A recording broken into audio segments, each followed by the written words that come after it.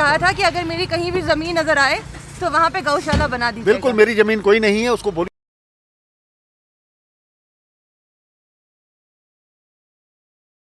वो इंतकाल है उस पे, मेरे नहीं है वो इंतकाल है उस पे, मेरे नहीं है वो। है उनकी बेटी को आराम से जगह मिल जाएगी सर।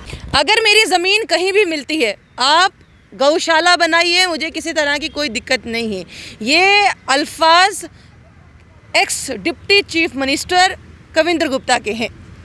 आज हमने उनसे मुलाकात की और पूछा कि जनाब क्या आपने ये बात बोली थी, तो उन्होंने कहा जी हाँ मैंने ये बात बोली है, पर मेरी कोई ज़मीन नहीं है।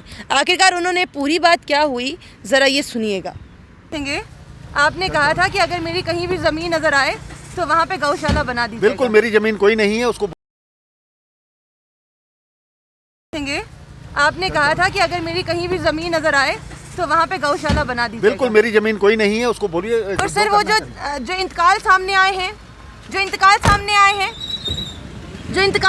हैं सर, जो इंतकाल सामने आए हैं, इसका मतलब वो आपकी ज़मीन है। मेरे नाम नहीं है, जिसके हैं उनको मेरे पास सर वीडियो है, मेरे पास सर फोटो भी है। आप वो रखिए, वो इंतकाल है उस पे। मेरे नहीं है वो। सर क्या एक साथ में एक सवाल और, क्या सर मेरे पास नहीं है वो। क्या अब आराम से जितने भी एमएलए हैं उनकी बेटी को आराम से जगह मिल जाएगी सर?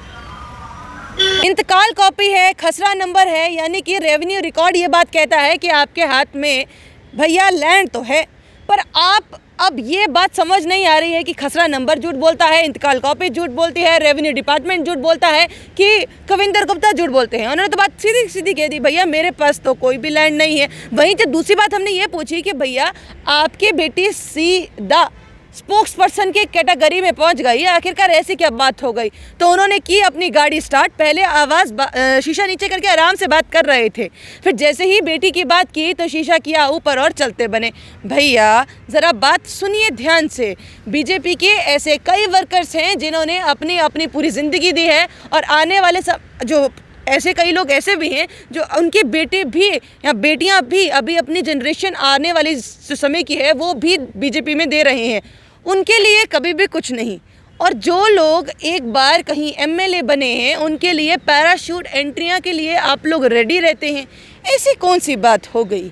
ना आप ये बात मानेंगे कि आपके नाम के ऊपर जनाब आप ही के नाम पर आपने लैंड ले रखी है, आप ये भी नहीं मान रहे हैं। आपकी बेटी को इतनी बड़ी पदवी दी जा रही है, आप ये भी बात नहीं मानते हैं।